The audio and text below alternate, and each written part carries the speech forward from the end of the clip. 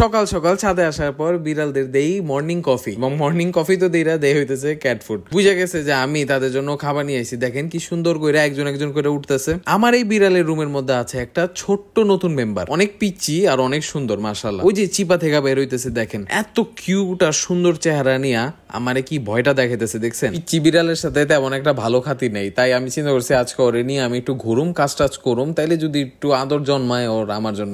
মোটামুটি বন্ডিং তো হয়ে গেছে, কিন্তু ওর মা অনেক চাইতে গেছে, তাই তাড়াতাড়ি করে ওর কাছে দিয়ে দিলাম। নর্মালি জালালি কবুতররা দেখলেই চলে আসে আমারে, তাই আমার আর কবুতর পালা লাগে না, মানে ঝাঁকে ঝাঁকে। এই শখটা কিন্তু ওরা নিজেরাই পূরণ করে দেয়, কি সুন্দর করে আসে ওরা। ছাদে আজকে আবার একটা কাজ আছে, টপ গুলা মাটিতে রেখা পুরা জ্বালায় আছি, তাই স্টিলের একটা ফ্রেমের মধ্যে সবগুলারে উঠায় রাখবো। তো যতক্ষণ সুজন ভাই এই কাজটা করে আমি জ্যাকরে খাওয়া দিয়া দেই।